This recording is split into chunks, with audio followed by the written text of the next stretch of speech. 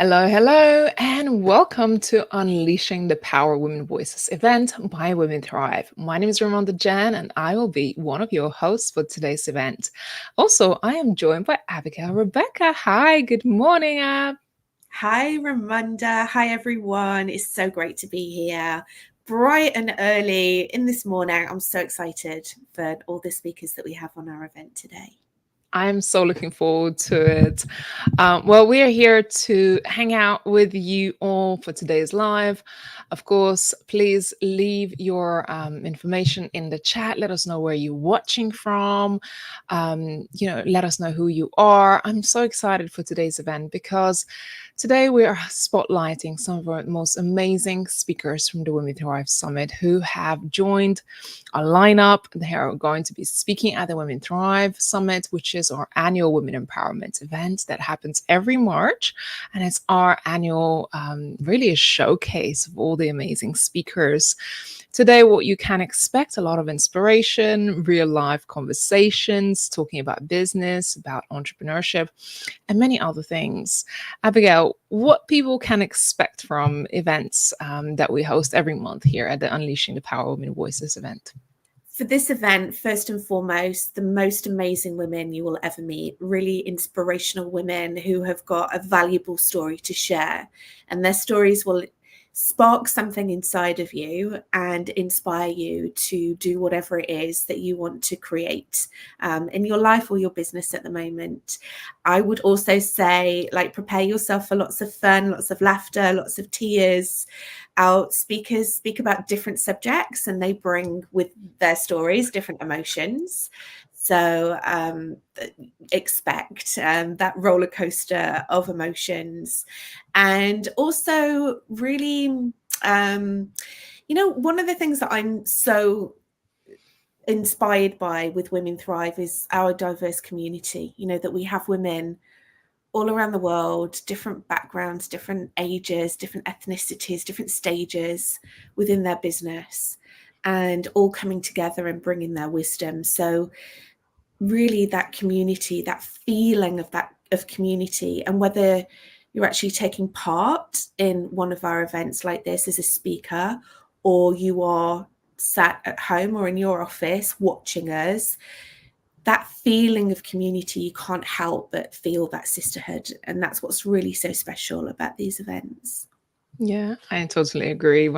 Before I came on today, I was thinking, what made the most difference in my business, right? So I've been an entrepreneur since I was age 21, but only later in my life I found community or started to build my own community. And when I started to think, what has been the most impactful thing?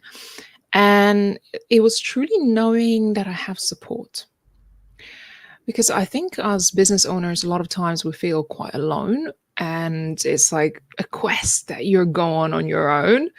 And then knowing when I first started building the Women Thrive community, which was in 2017, and finding my tribe, finding like-minded women who were also building businesses, also doing things, people that I could be inspired by and have those real and world conversations, that what really made a difference in me saying, I'm willing to stick it out no matter how hard it gets. I'm willing to keep on going and knowing that I've always got someone to reach out to, because this journey really does get lonely. And I think community was the game changer for me personally.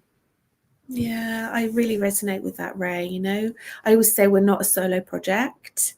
So if I want to create success within my life, my business, it's really, the same as you, it's so important for me to be able to connect with like-minded women.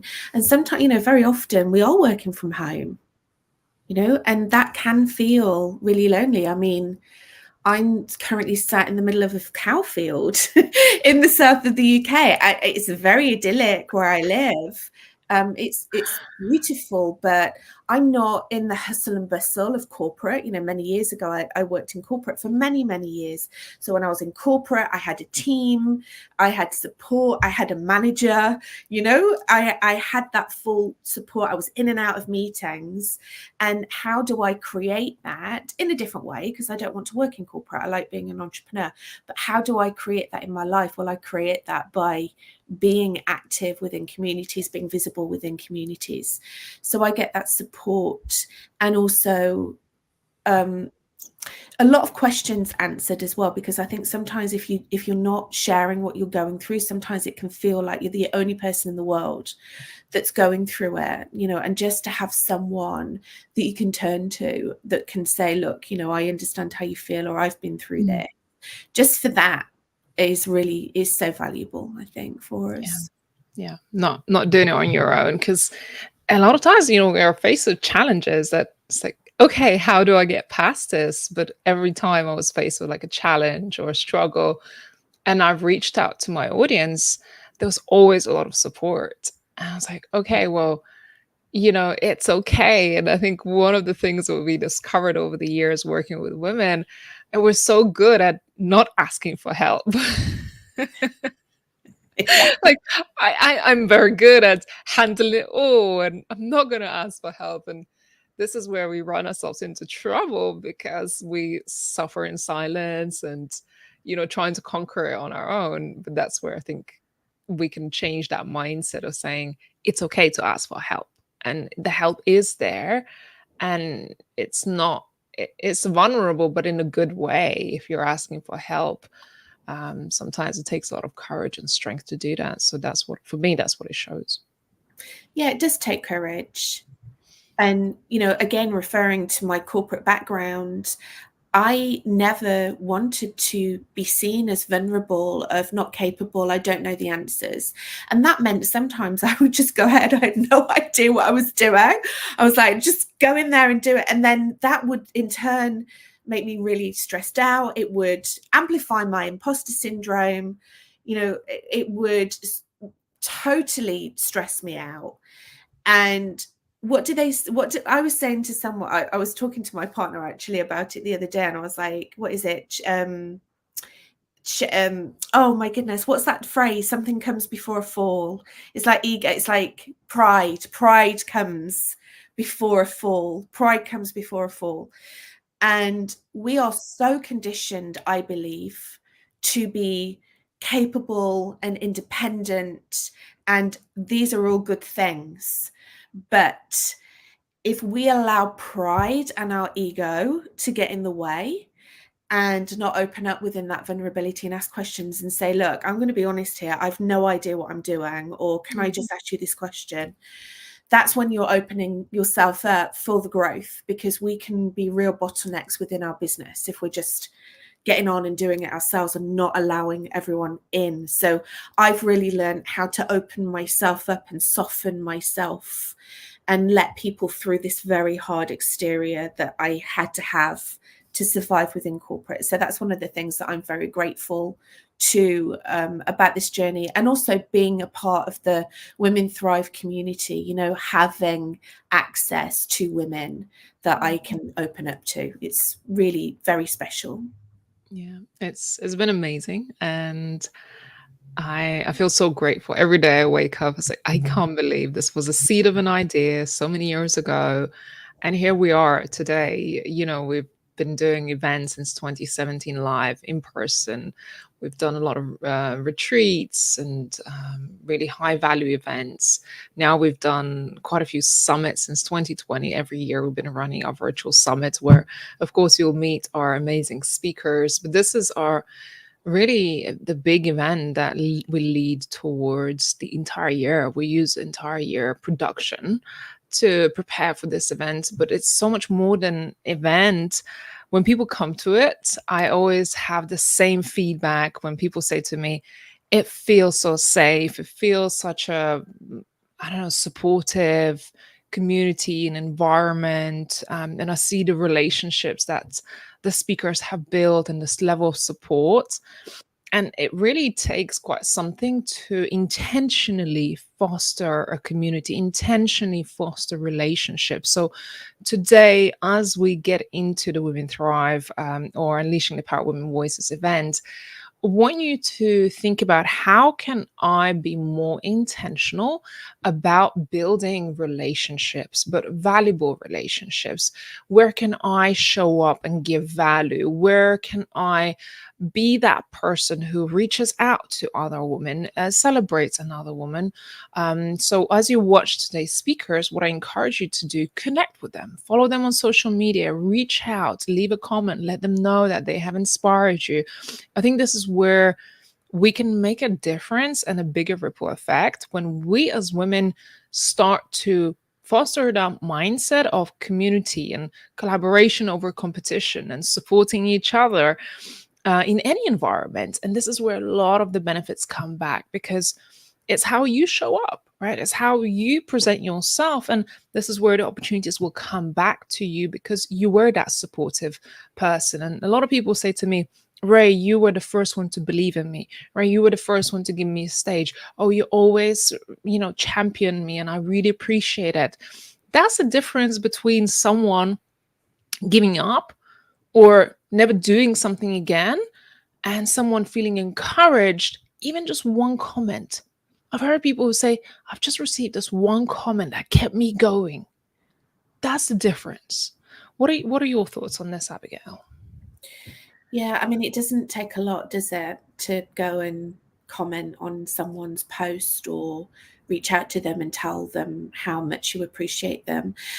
And if things, here's how I see things, right? If I feel that things aren't flowing into my life, like opportunities, connections, collaborations, I look at my actions and I'm like, well, am I doing that? Like, am I in service to others? Am I going out and showing people that I appreciate?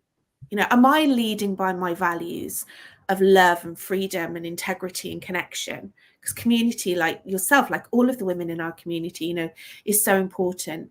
So I have to ask myself that question, because when I'm proactive in that way, that then comes back to me tenfold. And we always say to the women that join our community, speakers, authors, podcast hosts, magazine contributors, any of the women that come on our global retreats, you come in to an environment of like this in the energy of giving, in the energy of serving, and not in a subservient way. I don't mean serving like that. I mean like in service to someone else, in service to another woman.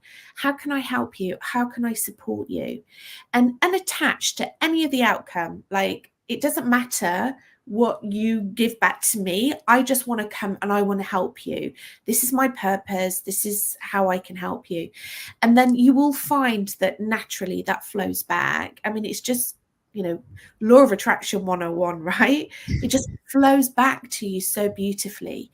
So I have to stop myself sometimes, because I think sometimes we can get so stuck in the doing in our business, juggling all the hats.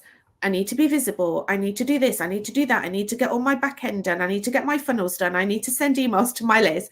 I need to do at least a post on Instagram every day. We can get so stuck in it that we can have heads down instead of actually looking around. And I think sometimes we just need that reminder to step away from that, step away from the business and the doing, and look around us. It's a beautiful world, and there's some incredible people in this world to connect with.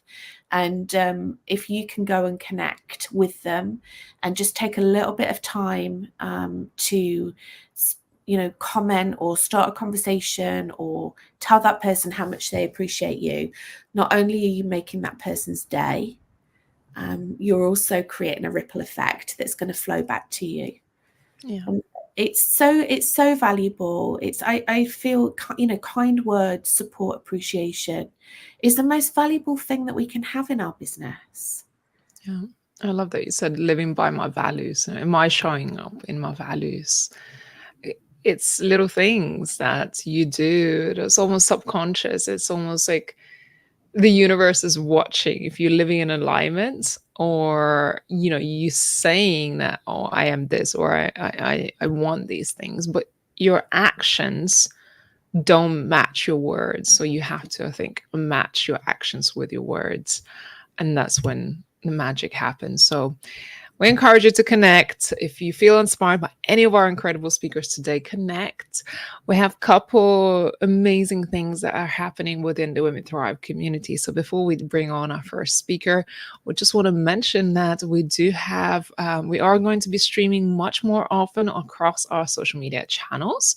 So if you are a regular supporter, you're in for a lot of amazing content, because we're starting Women Thrive TV, and we're going to have amazing hosts who are coming on to stream live to our audience, talking about various topics around business, entrepreneurship, mindset, wellness, family related issues, anything around things that women need. And I think that's going to be a really exciting opportunity for us as women to have a platform and to have a voice, because that's what ultimately we're all about at Women Thrive. It's about spotlighting women's voices and having conversations that sometimes are not being had in the out in the world. So that's what we're looking to bring with the Women Thrive TV. So exciting. I can't wait. I can't wait. I've spoken to so many women just lately that are like, it really is something that people are interested in. And yeah, I can't wait for all of this to come into fruition, and to see it, and to see how, wonderful women doing their thing and hosting their TV shows. And yeah, very exciting times ahead. Me too. I think, we're all looking for a community and a platform. And I think if we can provide that platform, but also so much incredible content, and bring those conversations to life for our audience, that's just a win-win for everyone. So if you're watching this right now, please let us know where you're watching in the world. I see quite a few people who have joined, which was fantastic. And I know you're watching on various platforms. So you might be watching this on Facebook, or not Instagram, Facebook, LinkedIn, or YouTube. So let us know where in the world you are and what platform you're watching on. A couple other things. We've been, as you may know, we have released Women Thrive Volume 3 books. So if you haven't grabbed a copy and you like to have a physical book in your hands to read and be inspired, so this is inspirational stories, true inspirational stories by women who have overcome various adversities in life. We actually are currently translating our book into Spanish. That will hopefully be launched within the next 2 months in the Volume 3. So if you're a Spanish speaker, you will be in for a treat. And we are in the process of writing our Volume 4 now, that will be released in February. These are incredible stories, so I definitely encourage you to grab it either on Kindle or paperback. And of course, I have a beautiful publication here called the Women Thrive magazine. Again, if you have not checked it out, do make sure you check it out. And I've got me and Abigail on the cover. Abby, you're looking wonderful there. Ditto. That's a good cover. I'm very proud of that cover. We had so much fun, didn't we, doing that? Yeah, it was our lovely Christmas edition last year. Yeah, I was 3 months postpartum, so I was still breastfeeding. It's crazy. Yeah, she was literally like breast pumper. Here you go. Ta-da. Literally, yeah. I mean, and this is this is what it's all about, right? It's like, how can we can have it all. We can do it all. Yeah.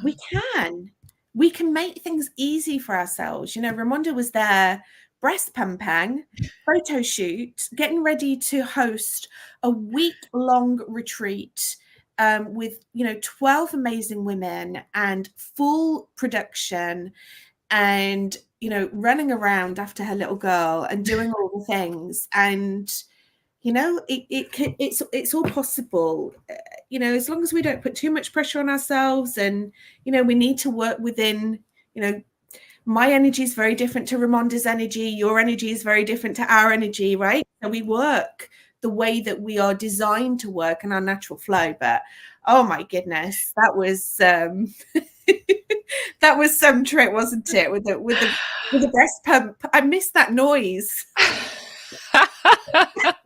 I'd be speaking to Ramonda and I'd hear this, and I'd be like, what is that noise? I'd be like, oh yeah, it's the breast pump.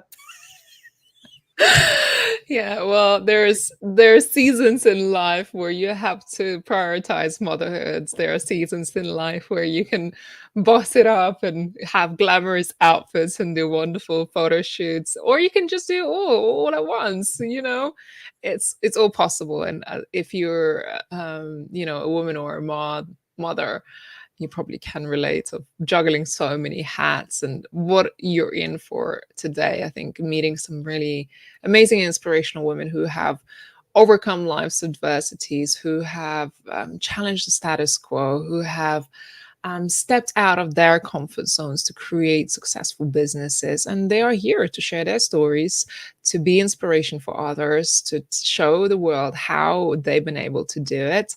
I'm just super grateful for having this wonderful community. So, Abigail, would you like to introduce our first speaker and bring her onto the stage? I would love to introduce our first speaker. She has been backstage all the while we've been speaking, and she's just an amazing woman. We're so happy and proud that she's going to be speaking on our stage and just brings in so much wisdom. Oh my goodness. So we're going to introduce her. Her name is Pia Alt. Pia is a leadership coach focusing on and integrating horse-assisted learning and emotions expertise when warranted. Her passion is guiding women to find their inner warrior and drop their masks to reveal their authentic self.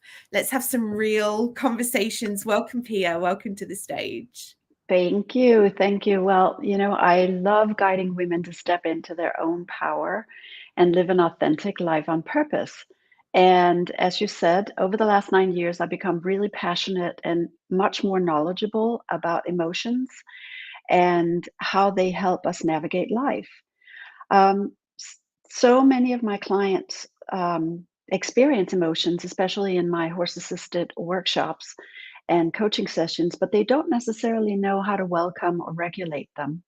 So I feel that my guidance and insight around this becomes even more important. So today, I want to invite you into the world of an often avoided and shunned emotion called shame. So, why do we feel shame, and what's the job of shame? Well, many of us feel a great sense of shame just by trying to be ourselves because it goes hand in hand with the self limiting belief of I'm not enough.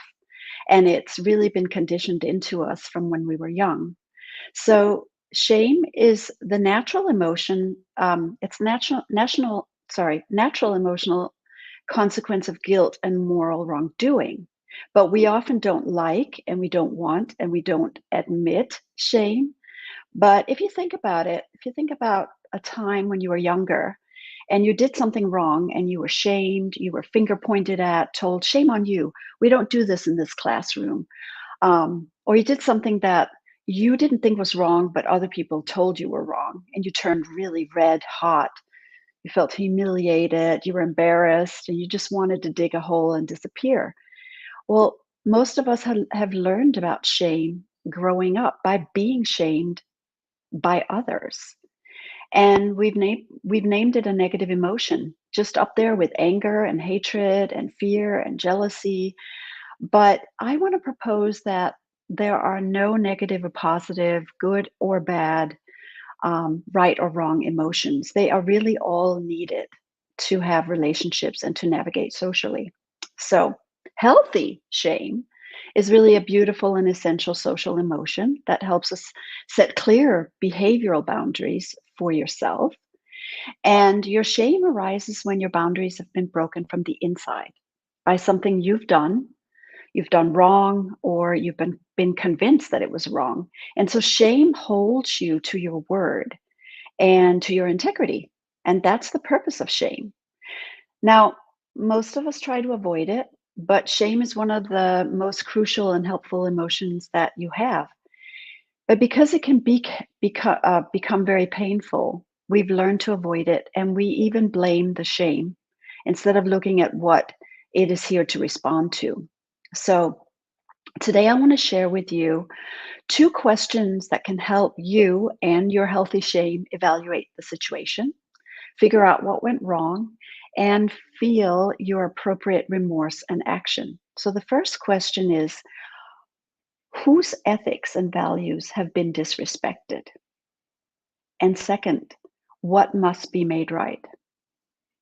Maybe the ethics and values are yours. Maybe they're not. Maybe they're someone else's. But you can identify your mistake or wrongdoing, and you can make things right in your own way. This may be in form of an apology or making amends somehow. And you can even promise that you'll do things differently the next time. But this remorse, this amends can allow your shame to recede naturally because now its job is done. However, on the other side, if your shame is based on old information, unhealthy ways of being, toxic messages that you were shamed or bullied into believing and accepting, then your shame might want you to behave in ways that you don't want, you can't work with any longer. So the healing work with shame is really to identify the ethics, the morals, the contracts, and the agreements and patterns that we've sunk into, and then decide if this still works for you. Can we still abide by them? It's very tied to values, but you always have a choice. You always have a choice. Again, going back to those questions, and I'll repeat them here. Whose ethics and values have been disrespected? Someone else's or your own? And what must be right? What must be made right? What do you need to do in order to make it right? So that's your choice. And I have a lot of resources on emotions, not only shame, but all of the emotions that we need in daily life. So if you want to reach out to me, if you want to know more about them, my contact is in the chat. And I thank you for listening today. Thank you, Pia. Thank you so much. I love hearing you speak about various topics that you talk about, because I think women in leadership and women in business really do need to be more empowered. And I think shame greatly disempower us because it's wrapped up in fear of really being ourselves and fear of how we show up and how we do things. So shame can really prevent us from being the best version of ourselves.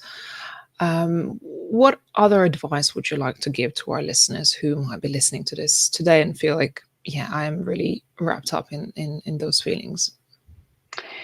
I think the best way that you can start by welcoming your emotions and welcoming all of them, even the ones that we've been taught are negative. So grief, like I said before, hatred, anger, they've been shoved into a category of negative. And if we really start to look at them as neither negative nor positive, not good or bad, and we welcome all of them, they really are all there to help us navigate life. They are not themselves the problem. The emotions are never the problem. It's the situation that we want to try to rectify or change that becomes the problem. And that's where our emotions come to help us. So they have gifts for us, they have messages, and we can start by welcoming them, first of all, and then secondly, increasing our vocabulary, like knowing more words to name the emotion, not just say, how are you today? Oh, I'm okay, I'm good. That's kind of general. No, how about saying, how am I today? Well, I'm feeling a little down, so I might be sad. Why am I sad? And then you start asking the questions. Why am I feeling sad? Why am I feeling angry? And it's all got to do with our values and the ability to set healthy boundaries and, our own integrity. But yeah, welcoming them and learning their vocabulary. 2 things I could start with. Yeah, not being afraid to face it. Isn't it so true that we try to shove the negative or emotions that we feel have has a negative connotation to shove them away somewhere, right? Let's not face it. No, I don't have time to deal with it now, or can't possibly be crying over this. But Yeah. it's just, it's great. I mean, it allows you to feel something, it allows you to process something, and then maybe make a different decision based of it, because that's what is guiding you in life, isn't it? Yeah. But I mean, that is exactly it. We have been taught by our parents, our teachers, our religious leaders, if we're, religious and God and have grown up going to church, everywhere around us, we've been taught, don't act out, don't show your emotions, don't cry in public. Big boys don't cry. Little girls shouldn't have temper tantrums. All of those little things that our parents and people around us said, not meaning necessarily anything bad, but they were just trying to guide us because that's the guidance they had from their parents. So it was like, no, let's shove them under because we don't know how to deal with them. So let's suppress them. But you know what? They always want to come out, and they do. And they do, sometimes in unexpected ways, if you don't deal Absolutely. with it. Yeah. Yeah. Pia, it's wonderful. I've seen that you've shared your contact details. If you may share it to all, just toggle to all, so everybody else on other platforms can receive your details as well. It's 𝐔𝐧𝐿𝐵𝑢𝑠consulting.com if you wanted to grab some of the resources that Pia has shared with us today. Pia, I'm very excited to see you at the Women Thrive Summit in March. What our audience can expect from you during your talk? More about emotions, for sure, and not just shame, but also tied to the work I do for women with the horse-assisted coaching. So we're going to bring some horse wisdom to the speech in March as well. Amazing. I'm very excited. I was just saying, behind the scenes, I have been inspired by Pia to potentially try some horse-assisted coaching. It's just something to explore. Yep. Thank you so much, Pia. We look forward to seeing you at the summit. Thank you. Lovely to see you. Wow. I hope this was inspirational for you to hear from our lovely speaker, Pia Alt. We are headed for our next speaker, Danny Rosenwald James, who is dynamic force, inspiring through sustainable travel, writing, and mind-body coaching. As the founder of Misfit Wonders, she shares a transformative power of nature. We're really connected to the nature today. We're taking it back to the roots. So alongside her role as an author and sustainable travel expert, Dani guides others on a journey of holistic well-being, drawing from her own experiences and of resilience of overcoming her traumatic brain injury. So her mission today is to empower individuals to cultivate strength, vitality, and purpose in their lives. Dani, good to see you. How are you feeling today? I'm good. How are you doing? I'm great. I love your background. Very back to nature. Yeah, and it's the actual background. Absolutely. Dani, I'm looking forward to hearing a little bit more from you. So the stage is. Yeah. So a little bit about me. As you heard, I had a traumatic brain injury, and that was 10 years ago. Now, I want to tell you a quote, and this is something that all of us should take advantage of. Believe you can, and you're halfway there. And this is from Theodore Roosevelt. And this is something that all of us have to realize, like what we think has so much power. Now, when I had the traumatic brain injury, when I woke up in the hospital, I didn't understand what had happened. And I got the news what had happened. Had 3 concussions, 4 internal bleeds. I had fractured my neck. I pretty much had to relearn how to walk and use my brain and everything. And at that moment, I felt lost and I was missing pieces of myself and everything. And then I heard this voice inside me say, "This is but a moment." And when I heard that, I realized that I have a choice. I get to decide how my life will be. I get to decide where I get to be in the future. And then I started to believe I would get better. And so I did. I was able to walk again, use my brain again. I mean, I'm doing so much right now. Besides being a mind and body coach, I have a travel blog, I'm a speaker, and then I'm an author. And I have a book coming out that's loosely based on my traumatic brain injury as well. And the whole reason that I'm doing this is because I want to help people out there, give them hope, inspire them, make them realize that, hey, I did this, you can do it too. And as I'm a mind and body coach with my clients, I teach them more about how important our mind is. And there's something also that I want no one to forget about is the law of polarity. Now, this is one of the laws of the universe. Law of polarity means that there's always an opposite to everything. That's what makes the balance in the world. And so let's say I had my traumatic brain injury. Yes, it looks like it's a horrible thing, but there's some good that came from it. And that's what I'm holding on to. And it's what all of us need to realize is that we need to hold on to more of the good of things than the bad, because the bad is not serving anyone. And it's all the good that we take in that strengthens us and brings us closer to where we want to be in life. Plus, it helps everyone else as well because they see how you are doing and it gives them hope that they can possibly do that as well. So that's a bit about me and all the tools that I've learned on my healing journey. Oh, there's a plethora of them. I've learned how important it is to listen to the body. Now, this could be something as easy as talking to yourself as if you're a kid again. So, like, what I would do is I'd be like, how are you feeling today? Oh, it's okay to stay in bed all day. It's okay to do this. Now, us as humans, we tend to be a little critical towards ourselves. And when we do that, it becomes a bit harder for us and it's not needed. You got to be your best friend. You got to be your cheerleader. You have to be on your own side if you want to get better, if you want to get on top of wherever you want to get to. So that's another one. The one I want to leave on would be gratitude. Ah, so gratitude is so, so important. This is just being happy where you are in life. Be thankful for what you have. I mean, let's say that you were in an accident and you lost a leg or something. Be happy and thankful you're alive.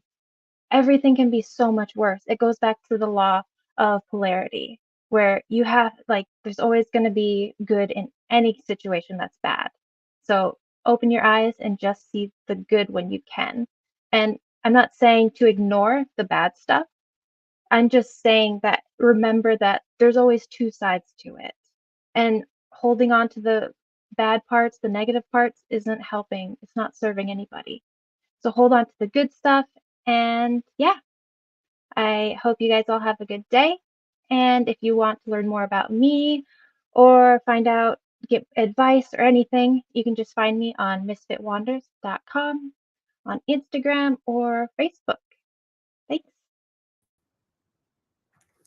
Danny, thank you so much. I love the way that you reposition things. You're talking there about the law of polarity and gratitude, which, I completely resonate with what you're talking about. That you can, we're in this life and we're having a human experience, right? So it's not, we don't live in a Disney movie. We don't wake up every morning and the birds are whistling, dressing us, There are certain things that happen in this life where if we decided to, we could stay in that victim mode. But you've decided not to do that. You've decided to, live life with a positive spin and to be grateful for all the things that have happened. I just wanted to touch on what you were speaking. I really love when you, and we were on our speaker call yesterday and you mentioned this as well about speaking to your inner child and going, it's okay. Like, I really resonate with this because you're going, it's okay to stay in bed all day. Like, this is what I say to myself. It's okay to stay in bed all day. It's absolutely fine. How, positioning it this way and speaking to yourself in that way, how did that help you overcome all the challenges that you must have had when you were in recovery? I'm really interested to learn about how you applied that to yourself in your own healing. Yeah. So before I learned to do this, I had a really rough time because I'm a person where I'm used to being a hard worker and not taking breaks when you're feeling certain ways and stuff. So as I was healing, I still had that mental state and so I would keep going. And my body's like, hey, whoa, breaks, slow down. And then I would end up having to stay without my wanting to in bed like for a day or two because of so much pain throughout my whole body. And so I had to learn the hard way that, hey, I need to be nicer to myself. I need to listen to what my body's telling me. And then that's when I started realizing, wait, I need to talk to myself as if I'm a kid, because I have to accept where I am right now, and I have to be okay with having to be in a bed for a whole day and give myself the rest that is needed to heal. And so that was hard, but as I started doing it, I realized that, okay, this is okay. I'm not missing anything. This is what I need for me. And it helped me realize that I have to see myself as something important and not put myself on the sidelines or, you know, make myself second place when I should be always first to myself. And this is not being selfish. A lot of people might feel that you're getting selfish when you're putting yourself first. No, in this sense, you have to take care of yourself before you can take care of anyone else. And that's the same with love. You have to have self-love for yourself before anyone else. And once you do that for yourself, then you can help others and then you can love others. And it seems like we sometimes forget that. I love that. What would you say to anyone? There will be people in this world, not necessarily watching today, but I'm sure there's people that you've come across that would say to you, well, that's all very well and good, but what have I got to be grateful for? Like, why, if my leg was chopped off, why would I be grateful that I'm still alive? Right. So that, you know what I mean? These people, Yeah. the naysayers that are stuck there. What would you say to people like that? And how would you repurpose it yourself? So the people that are just naysayers, I'd be like, can you breathe? Oh, you can breathe. Oh, so you could be thankful about that. Can you eat food? Yes. Okay. So you can be thankful for the food that you have, that you can eat, that you have food to eat, that you're not starving. Like there are so many things, even if we're missing a limb, that we can still be thankful for. You have family, you have support. That is something that you have to be super thankful for, because not everyone in the world has support. Not everyone in the world has food. So there are so many things for everyone to be thankful for. And it goes back to the law of polarity. There's always good and there's always bad. And holding on to the bad is going to just create more of it. Negative feeds to more negativity. And so you're going to give more to it. And then you'll be like, oh, I always have such bad days. Oh. Well, of course, because that's all you're saying. That's all you're bringing back to you. Law of attraction. That's that's what you're doing to yourself. So if you want a better day, if you want to have more things to be grateful for, then start saying, oh, I'm so thankful. I'm so grateful for the light I have. I'm so thankful, grateful for my tea. I'm so thankful for this room. Like it could be just little things. I'm so thankful I have glasses. Yeah. What are you grateful for today, Danny? Oh, I'm so grateful for so much. I mean, I think every day I'm so grateful for my son, and he is the light in my life.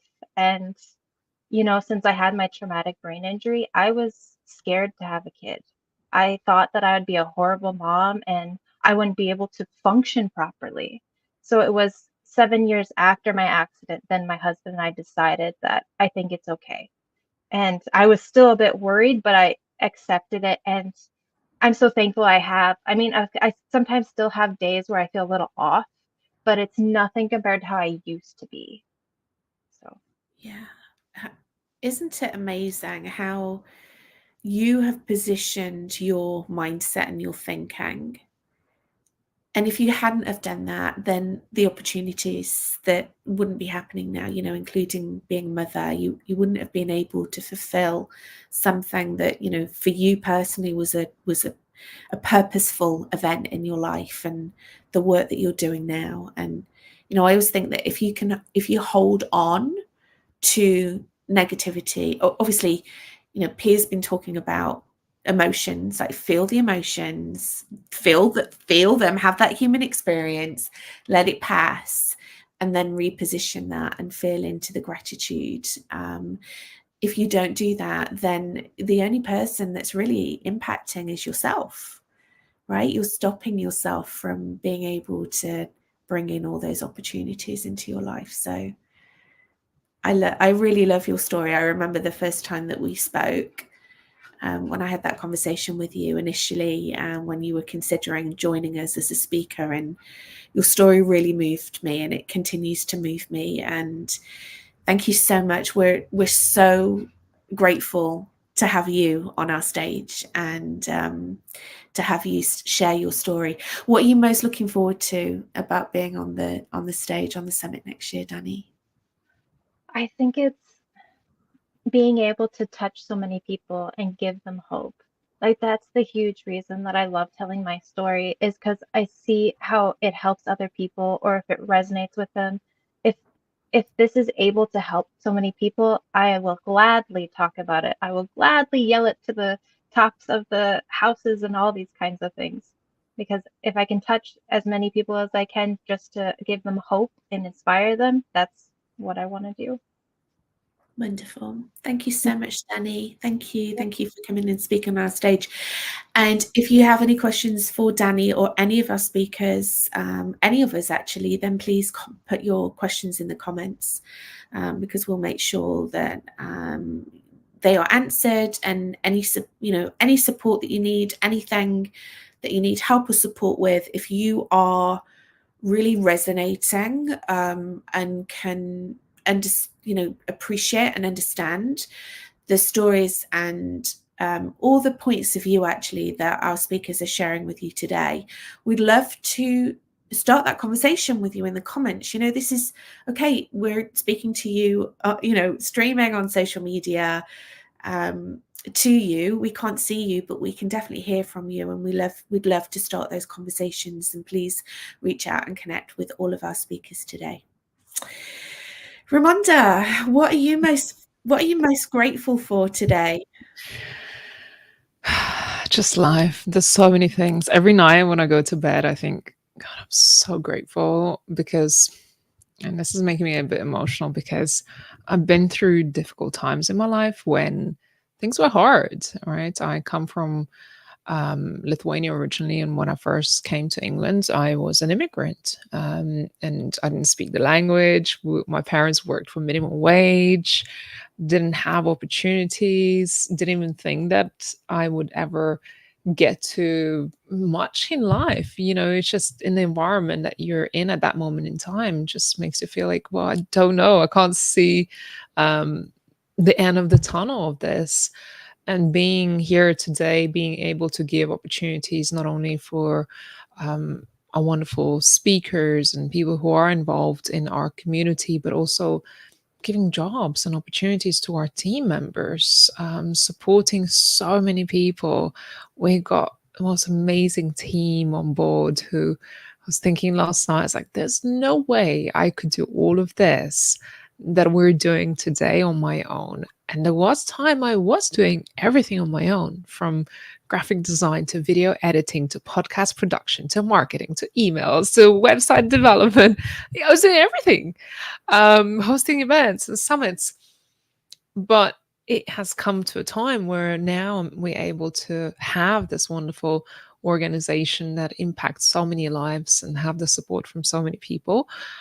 I'm just grateful. I'm grateful to have so many amazing people in our community that help us make it happen. Really.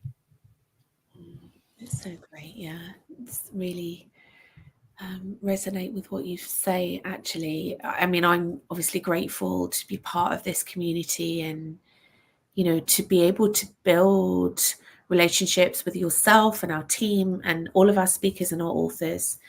But what Danny was just speaking about then, about and you've alluded to it there, or you've spoken about it there, like, you had challenges in your life, but you were able to bring out the good in that. And we all have challenges in our lives. And I was thinking back to I've spoken before actually about it on Women Thrive stage, when I was working in corporate and I was very, very unhappy, and I was working hard and hustling and, you know, putting on the mask and all of those things. And even though it was a wonderful company to work for, I was very, very unhappy, and I developed quite a serious heart condition that was really, really scary at times. And that's all now been fixed. I had an op and we're all good, but I'm so grateful, you know, to my heart. I'm so grateful to it, because I think for the first time ever, my heart made me listen to my body, my intuition. Whereas before I was always kind of like making decisions with my head and focusing on my head and ego and looking good and, you know, playing the game of life. And actually that forced me to start to tap into my own intuition. And now I always listen to my heart. My heart always sings or it doesn't sing, and that's how I make decisions. But yeah, just having that opportunity to be able to create a different life for myself, because my heart was like, nope, I'm so grateful to it.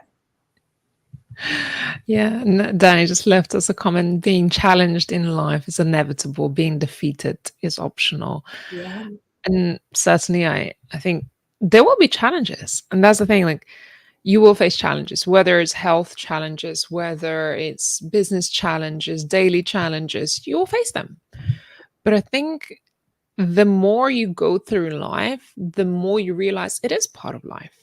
But when you go through them and get over to the other side, you realize that you built a new level of resilience, new level of strength. Like, you're up leveled a little bit, and it just becomes okay, and it becomes a norm, and you create more resilience within yourself to deal with these things that life will no doubt throw at you, because life will happen.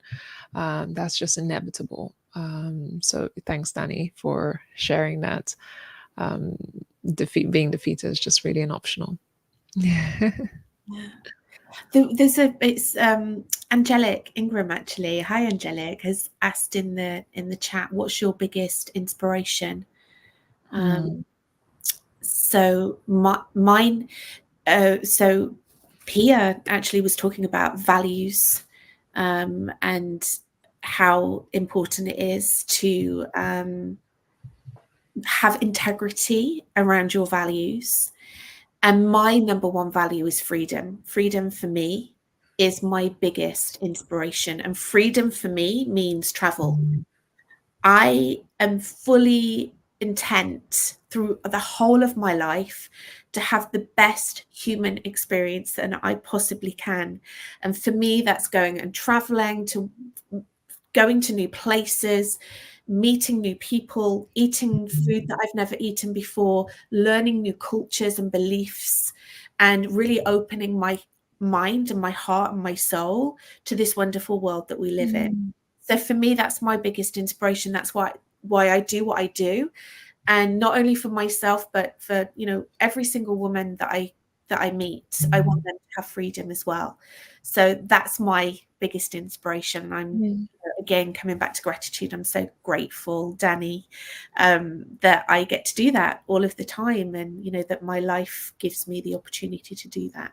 So that's mine. And what's yours, Ramonda? Well, definitely living that, because we've been speaking recently. I was like, yeah, I've got various trips planned. I'm going there, I'm going there. So you're definitely living that, which is very exciting. I'm really happy for you, Abigail, for doing that, committing to traveling much more. Thank you.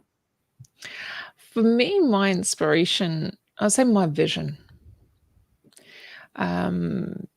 My vision of the future, seeing, I'm the kind of person, as an entrepreneur, I've always been very visionary, and already having a vision of what it's going to be before it happens. Nobody else sees it, but I already know what it is that I want to create, or what I want my life to be like, what I want my business to be like. So when I create a vision of something, let's say we recently, I think last year or the year before, we had, well, I say we because it's a community, but I have a vision of creating the next big TEDx stage. okay, called Thrive Talks. And that for me is a vision that I have in my mind's eye. I want to see women on stage. I am inspired by it because I can already see it happening. I can already see women sharing their stories on the stage, feeling that excitement, a bit of nerves, but having that thrill of being able to share their story with the world and being able to amplify women's stories on a much bigger stage, platform, global events, seeing community coming together. That for me, every time I wake up in the morning, I'm thinking about that vision. I'm thinking about what is that future going to look like once I create it. Okay, so that for me is super inspirational, and everything I've created today, like the magazine, the books. And 𝐷𝐨𝐬𝐞𝐬 was actually part of the Women Thrive Volume 1 book, and she has a really powerful story also of going through some health challenges, and similarly to Danny. So I think 𝐷𝐸𝐬𝐞𝐬 could relate to Danny's story today. But that's what makes me really inspired, knowing that we made a difference in somebody's life. We helped someone, and we can do it bigger. We can do more of it, and we can transform many more people's lives. That really, for me, is everything. Why we do what we do. 𝐷𝐸𝐬𝐞𝐬. I thought I was like, where do I know that name from? Of course. I mention your name every time I take someone through the portfolio, and all of our wonderful authors are on that page, of course. Oh my goodness, it's so lovely to have you here. So lovely to have all of you here, and please continue to ask questions in the chat. But just talking about like your vision and how you bring things to life, this is one of the many things that I really admire about you, Raimonda. You're such a manifester. And for those of you who are familiar with human design, I love human design. I talk about it all the time. So Raimonda is not only a manifester like, all of us, she's capable of manifesting things. She's also a manifester within human design, which is only 9% of the population and very dynamic. But it's really interesting to see how you work, like your mind. I always say to like our new speakers and authors, like tap into the mind of Raimonda, because Raimonda's got a very interesting mind and an amazing way of doing things. And not everyone can operate like this, but Raimonda can. And to see a vision like that, an inspiration. So you have this inspiration and then you act. So you do it, and it comes into it manifests into this world so quickly. And that's because you have the structures to support it. So you have the structure within the business, you have the wonderful team that you were talking about that you're so grateful for, that is able to deliver that for you, and then to actually be able to witness that. So I have witnessed the whole journey of that, the spark of idea, you're talking about it, it's your idea, then it comes into fruition, and then it physically manifests on a stage in Valencia. And very quickly. And to actually be a part of that, I'm really grateful for that. And how did that feel for you? Like, so that whole process, and it is quick. Like, this is what I want to do. I've got a vision. Okay, it's happening. And then boom, it happens. How did that feel for you to open the stage and to talk about your vision, and then to introduce your first speaker, which actually was me? Yeah, you were the first Thrive Talk speaker on a stage in Valencia last year. Surreal. I could say it's surreal. To see it's like having a bit of out of body experience, watching myself there and knowing that we brought our vision to life and it's happening, and other people have joined that crazy idea that you've had. Because there were times that when I was a young entrepreneur, I was 21, trying to convince people of my idea and my business at the time, it was like an uphill battle. Okay, it was an absolute uphill battle because I had to try and figure out how to find investors, how to pitch this idea to clients or customers, how to get bought in, like get a buy-in of people, of your stakeholders. And it was nearly impossible. And even though the first business was very much around good cause of environmental solution for water, but this time around, bringing vision to life is so much easier because I have that community. Because I have people who also believe in the mission and they want to be part of that mission and make a difference. And I think that's why it's different this time around, because I've spent a lot of time working on myself to start with, working on my leadership skills, working on my vision, and getting into alignment. I think we talk a lot about alignment, being in alignment of your true purpose, of what you're supposed to be doing in this world. And I think once I really stepped into that alignment, everything started to become easy. I started to attract things. All I had to do is just talk about the vision, and then I could bring people in on board with it.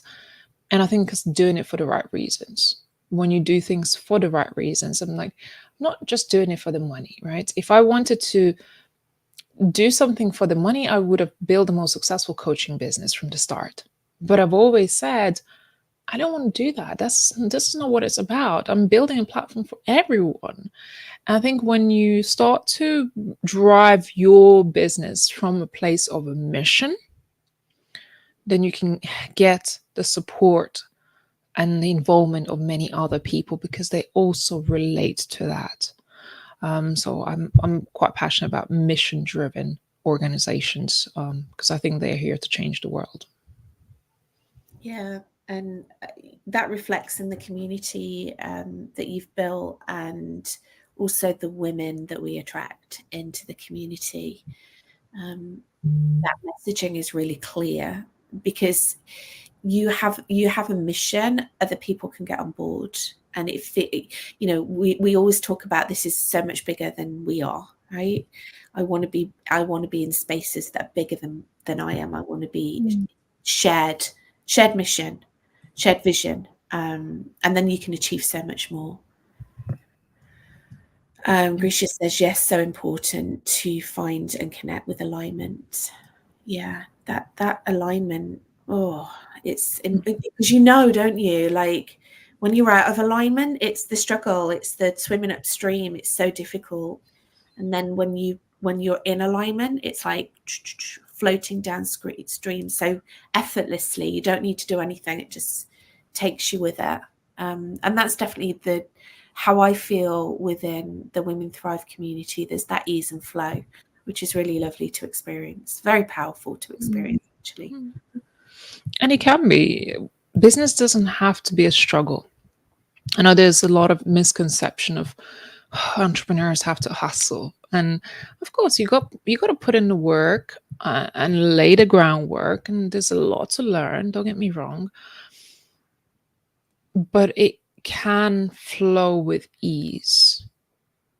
I think when you relax a little bit and you allow for opportunities to start to come in, I know, Abigail, that's part of your human design structure of allowing things to flow in.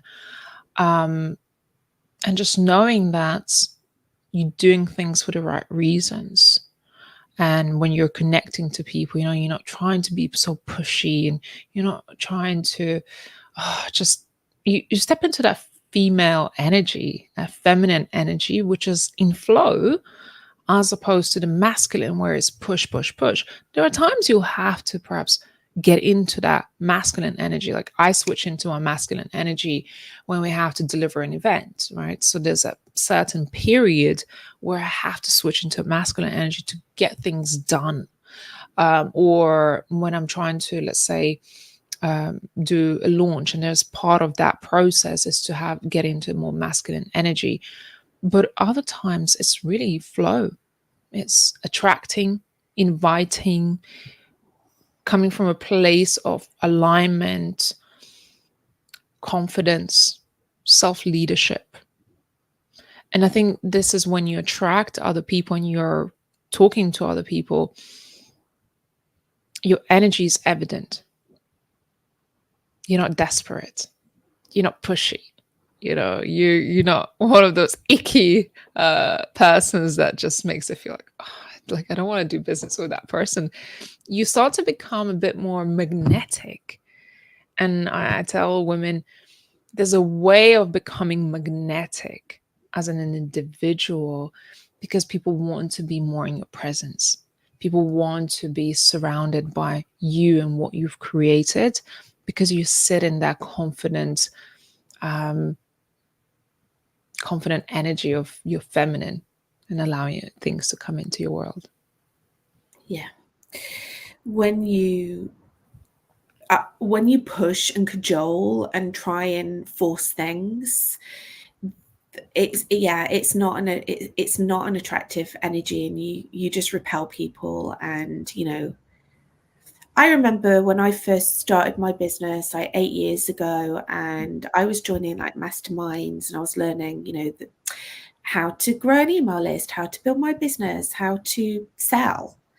And it was very much the school of thought that you would, you wouldn't ever get off. If you had a potential client on a call, you wouldn't get off the call without them saying yes. And it was almost like you were like trying to force them into making a decision. And I never resonated with it. It didn't feel right to me. And I kept being told, you need to take the coaching, you need to take the coaching.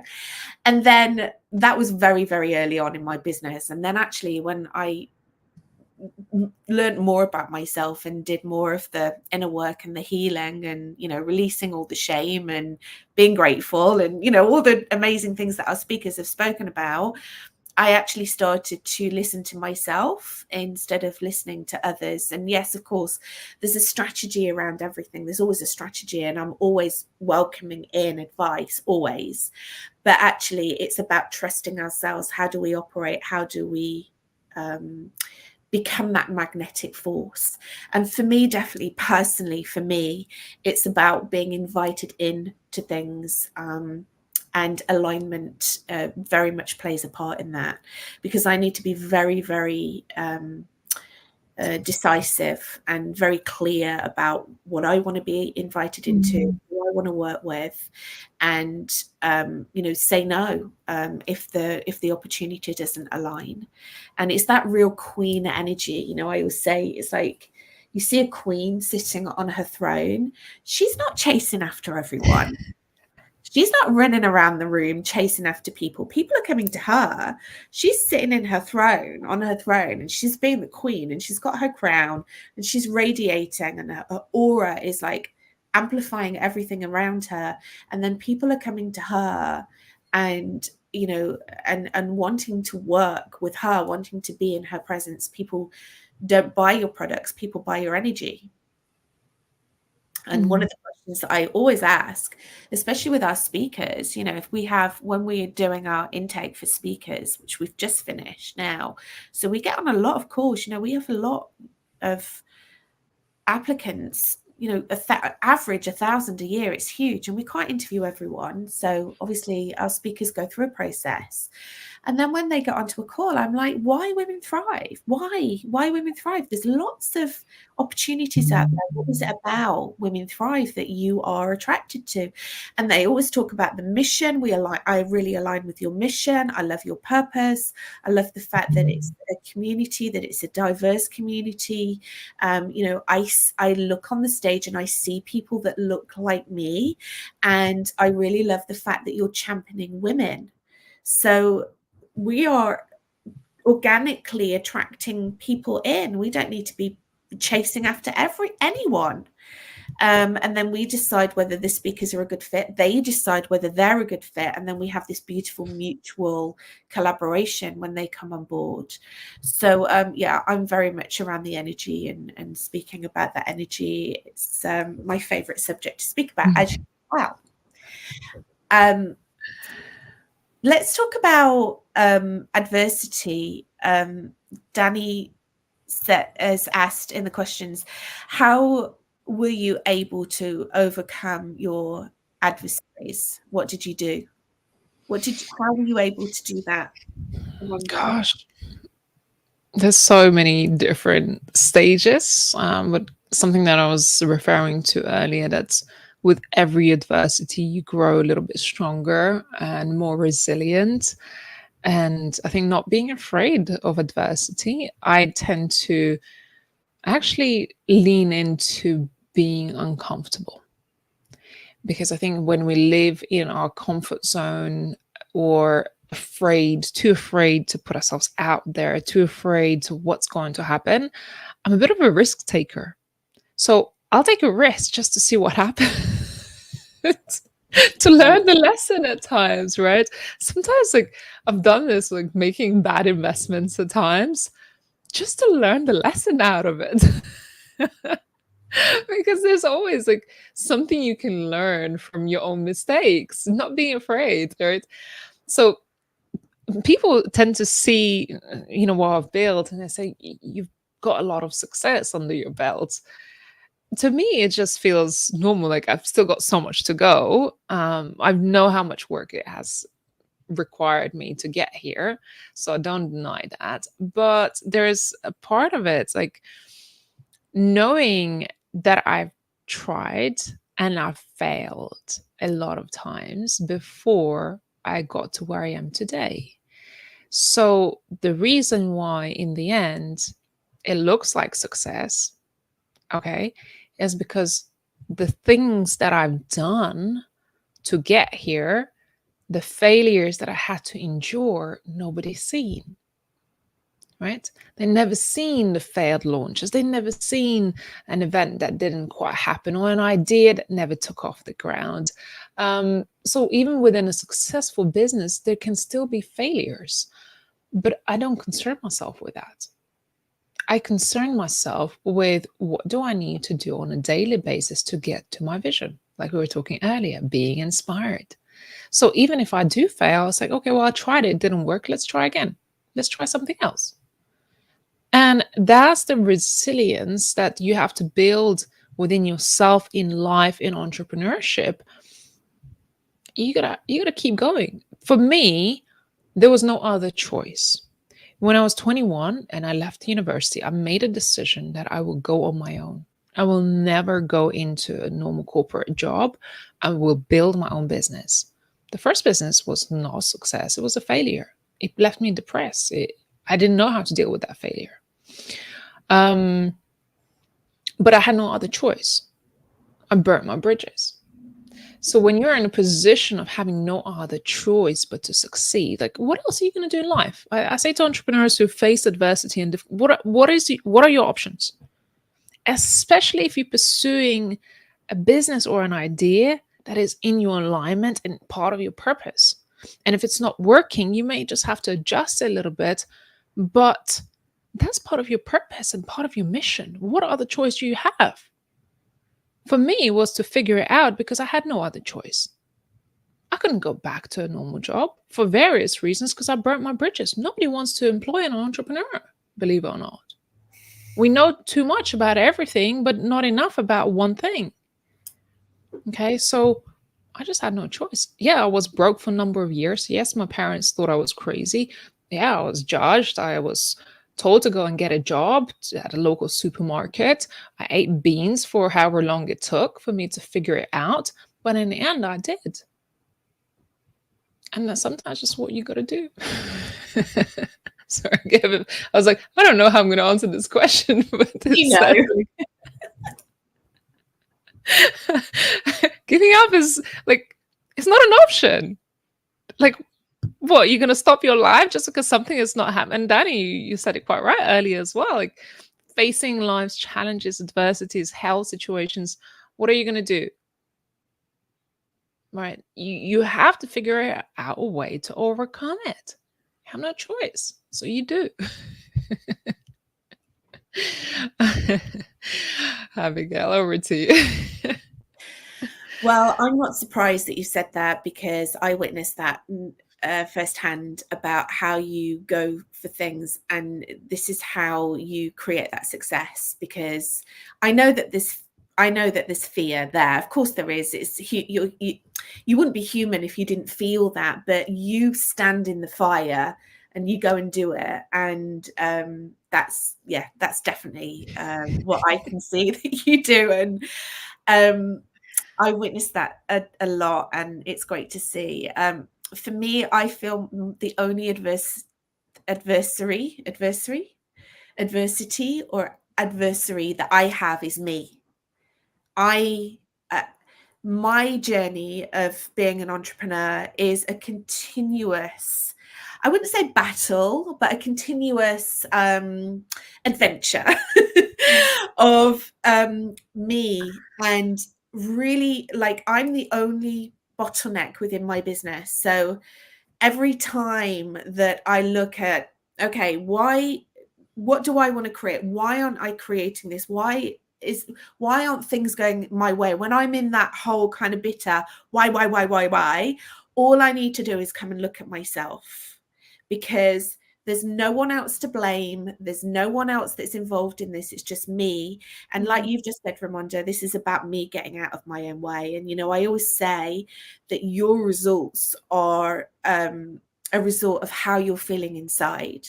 So for me, how I've overcome adversity is deep self-love and appreciation for myself, honoring myself, valuing myself, seeing my worth, and then aligning to the values that represent that, and then being able to put in boundaries and being very, very clear about what I expect from myself and from others and from clients, and, you know, trying to live my life in as much integrity as I can. And a word that we've used a lot, in alignment. So that for me is it continues to be a life journey. You know, I will never ever reach the peak. I'll never be the Buddha on the top of the mountain, you know, meditating, being all smug and looking down.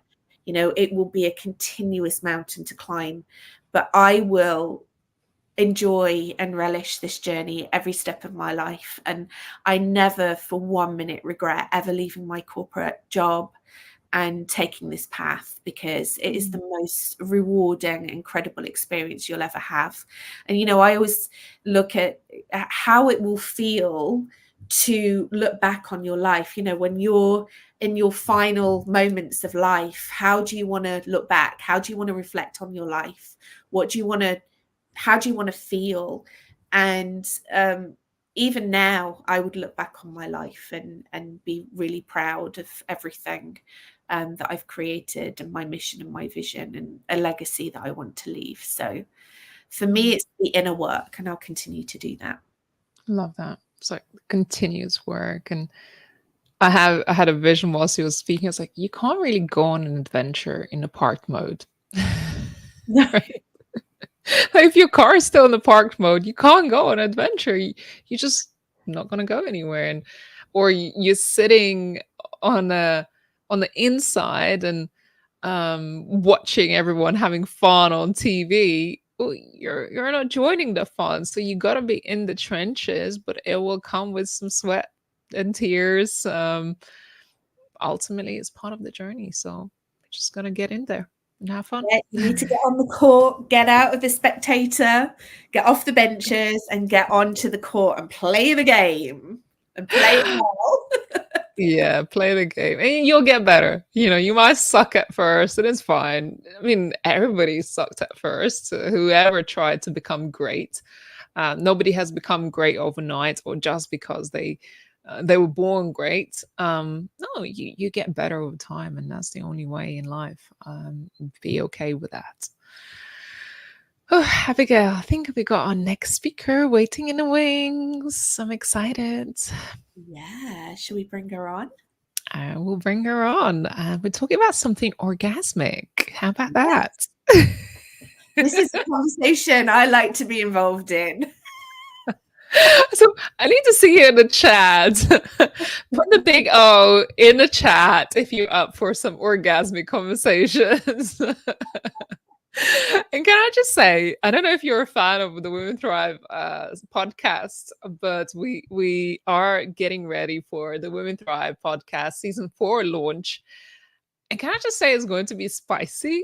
Okay, I need to see some fire in the chats if you on watching this right now. Put some fire emojis, because we're in for some incredible conversations. And this season, we are really taking it there, with just spicing it up, making it a little bit more exciting, having conversations that perhaps have not been mainstream. So that's what you can expect this season from our podcast as well as our TV. Are you excited, Abby? I'm very excited. Bring the spice on. These are conversations that we all have, right? But we might not necessarily have had it before on our Women Thrive stage. So yeah, I'm really excited about the direction that we're taking, and some real and raw conversations, and that will continue. The theme will continue onto our summit as well.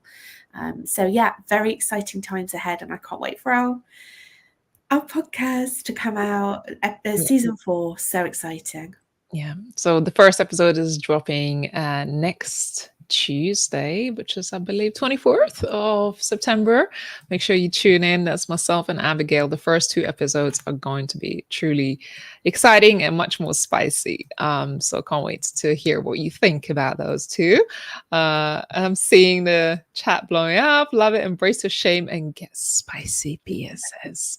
Bring it on. All right, so let's get into orgasmic conversations with 𝐷𝐸∫Andrea, who is an orgasm coach, a trauma and abuse healing specialist. She is the founder of the Impress O method and the Conscious Woman Academy. She helps women become confident in their orgasms so they can heal their past traumas and abusive relationships. Andrea, so good to see you. How are you? Yeah, thank you very much. It's an honor to be here, and I'm so excited. And these last almost 1.5 hours are so inspiring me. And honestly, I could really relate all of your stories. So sometimes I was laughing, sometimes I was kind of like tears in my eyes. And as was just invited for an assessment, I went through so many things in my life. Like I'm not just living one life or one human's life right now. And I was preparing one story for these few minutes, but the previous stories inspired me to share a little bit different angle.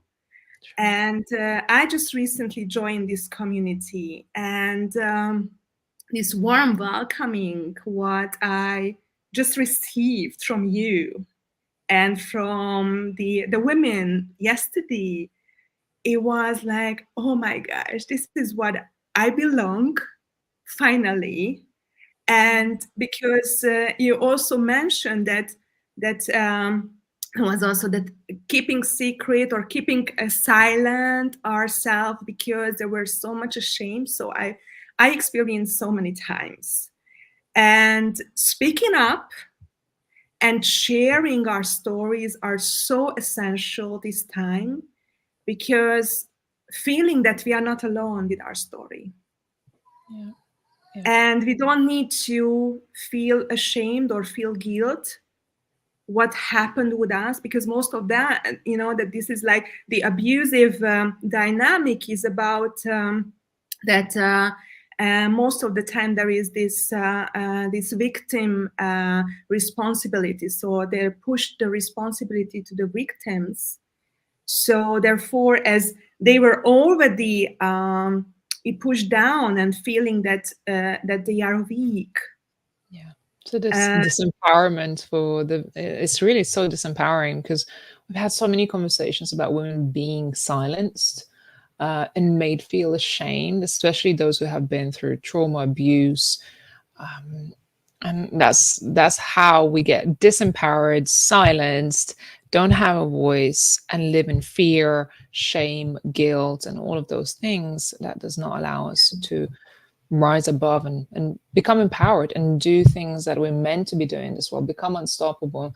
When I first met you, Andrea, and when you started to share your story, I can see how much you've gone through in your life and how much you had to, just like myself, burn those bridges, walk away from it and be empowered and claim your power back. And this is why you here sharing your story, sharing your testimony of hey, it's not easy. It's not a walk in the park, but guess what? You will face fire and you'll come through, and it's going to be so worth it. And I love the topic you're speaking about, being orgasmic, because God, do we need that more as women? And stop that shame, stop the blame, stop the fear of saying what we need, what we talk, what everybody feels feelings. So let's become a little bit more unapologetic. Andrea, I'm gonna hand over mic to you to get started. I can't wait to see you on that stage. Thank you very much. Yeah, so as I just mentioned that I went through so many abusive experiences when I was ashamed since my childhood, even looking back with a lot of different kind of methods, even when I was in the womb of my mom, that through my mom, through my generation, I'm carrying all of this in my body, in my cells. And during my childhood, what I remember that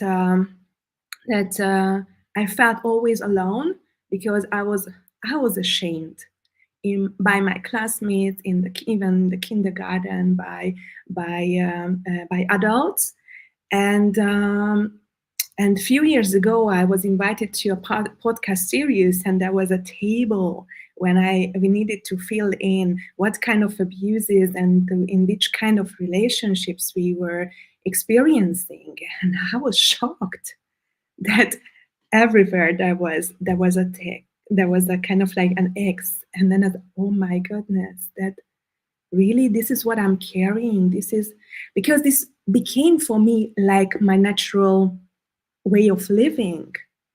And as we just mentioned, we were talking about this is fully disempowering. I had no power. What I learned from my childhood, that my mom tried to make peace with my dad and keep creating peace in the family, but she was swallowing all of these things, and she tries to protect me and my brother, but when I was not under her umbrella, that she couldn't protect me. And so what I learned from her, that I need to keep it silent. And even several times my word, when I tried to share what happened when we were kind of like, we were faced in this situation, then my word was always questioned. So even I was hurt, I was shamed.